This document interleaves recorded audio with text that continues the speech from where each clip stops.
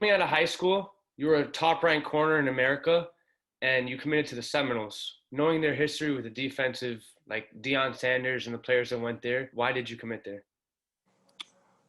Um, Coming from South Florida, I wanted to kind of get away from home. So my top two options were Miami and Florida State. So I felt like Bush Davis, who was the head coach at Miami at that time, would eventually leave. He said he wouldn't. I just didn't believe him. I felt like, eventually he would get NFL opportunities. And I knew Bobby Bowden at that time, he had opportunities to leave. He never left Florida State. So I felt like he would be there my entire time, playing college ball. And then also, too, just the comfort level.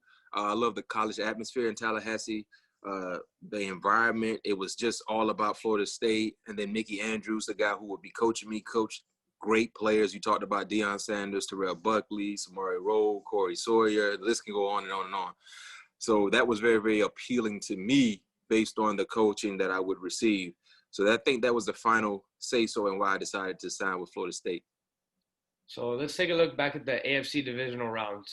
2005, your rookie year, a minute 17 seconds left in the game. Jerome Bettis fumbles the ball. But then you come back on the defensive side of the ball and make two key deflections to save the game.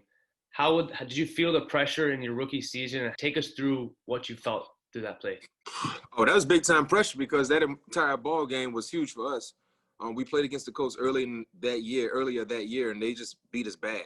So going back to the RCA Dome to play against one of the best Indianapolis Colts team that didn't win the championship, in my opinion, was some type of revenge. We had revenge on our mind. And then when those sequences of plays happened, which we talked about with Bussy fumbling, and then we had to go on the football field to try to prevent the Colts from just getting into field goal range, but also prevent them from scoring a touchdown.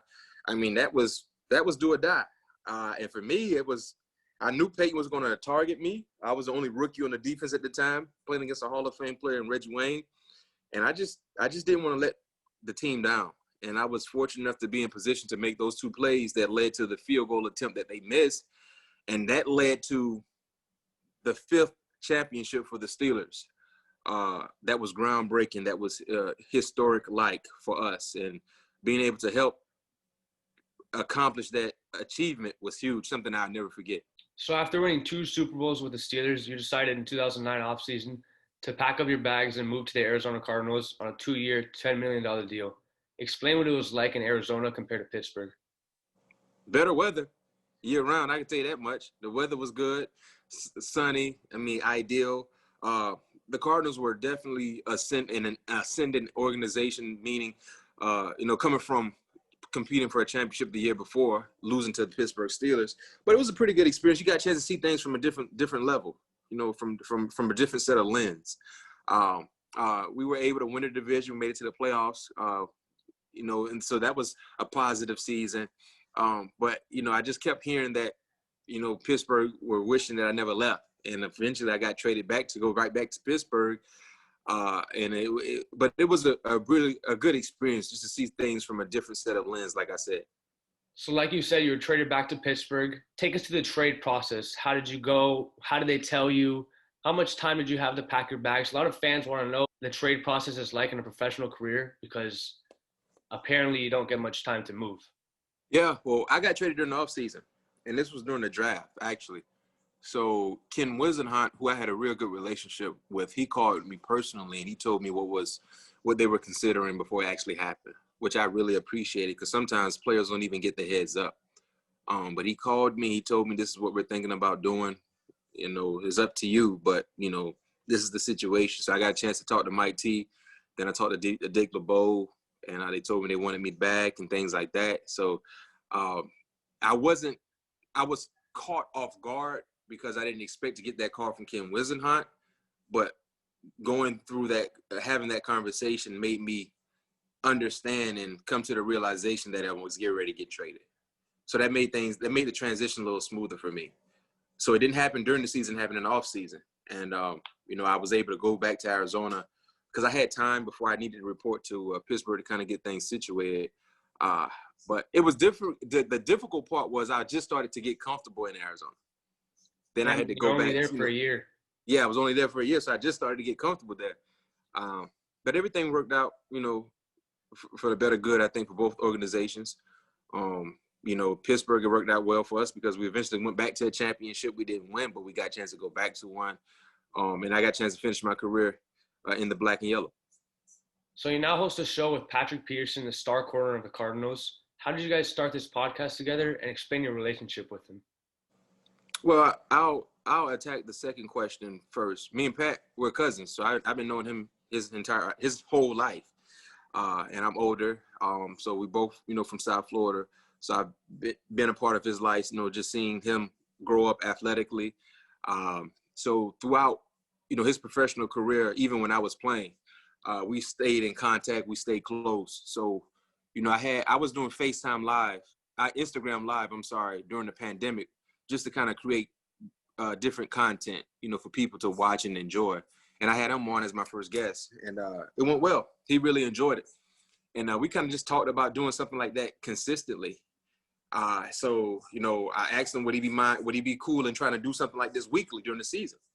He said, yeah, he can find a way to make it happen with the schedule. So I kind of created the idea of the show, what the name of the show would be. I felt like All Things Covered was a real appropriate name because I played corner. He's currently playing corner. Cornerbacks cover a lot of ground.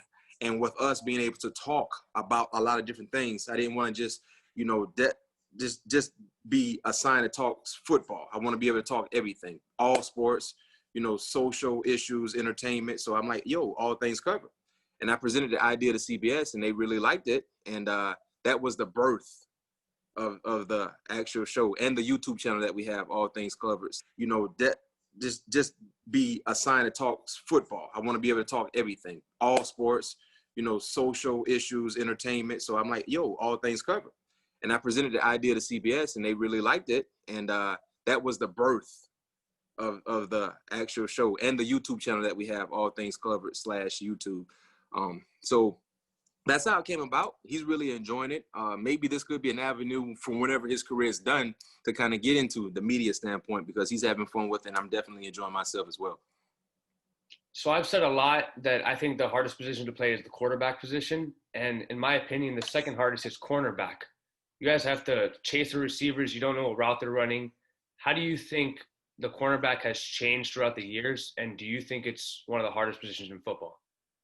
It's changed a lot because the rules are more, assigned to offensive players. You can't touch guys after 5 yards, even if they run into you.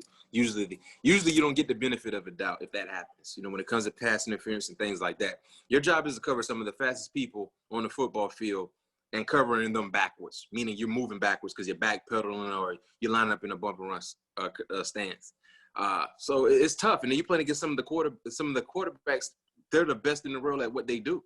You know what I mean? So that's a tough situation to be in. And I think it is the second most difficult position behind the quarterback, because we know how important that position is and the pressure that those quarterbacks are under. The same can be said for corners, because anytime a corner messes up or get beats deep, you know who messed up. You know what I mean? Sometimes the corner gets blamed for issues that they weren't even at fault in. It just looked like they were at fault because they were the closest to the wide receiver. But it comes with the territory. You don't usually see a lot of kids playing in the front yard, practicing backpedaling. Usually they're trying to throw the football or catch the football. So, but you got to be gifted to play that position. And you got to be gifted to do it at a high level. So just like you, a lot of athletes have chosen to pursue broadcasting after they retire. Why do you think a lot of athletes stay broadcasting to stay connected with their players or with their teams? You want to be connected to your love, right? For me, I love the game of football. So that's why I wanted to play football as a child. That's why I played through high school, got a chance to play collegiately, and then, playing professionally. So when I got done, I wanted to do something that I can still cater to my love, which is the game of football. And I've always loved talking about it. I always loved watching it. I just love watching sports in general. And I love being able to have debates about certain topics. And getting that opportunity was a dream come true, because I'm not playing football, but I'm still connected to the game like I'm playing. And I think a lot of athletes, they still have that love for the game, and the best way to fulfill that love is to talk about it. So a lot of fans this year have doubted Big Ben's play, saying he needs to retire or he's too old. You played with Big Ben. What's your opinion on the Steelers this year, or what's your opinion on Big Ben and how he's been playing? He's played well enough for them to win the division, right?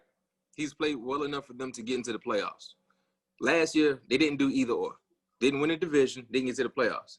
So I know they've had a rough patch, losing 3 straight ball games, a huge win most recently against the Colts, but they have accomplished their first goal, which was to win the division, right? So that's a checkbox. Now it's about getting to the playoffs. They're in the playoffs. It's another checkbox. Now it's about trying to make a deep run to get to the AFC Championship game. So we have to wait and see. But me personally, he's a winnable quarterback, and the overall team record backs that statement. So you played corner for 6 years in the NFL. Who do you think is the toughest receiver you've faced and the toughest quarterback you've faced? So it's a lot of guys. Probably say Reggie Wayne, quarterback, either Peyton or Tom Brady. One of those 2 guys.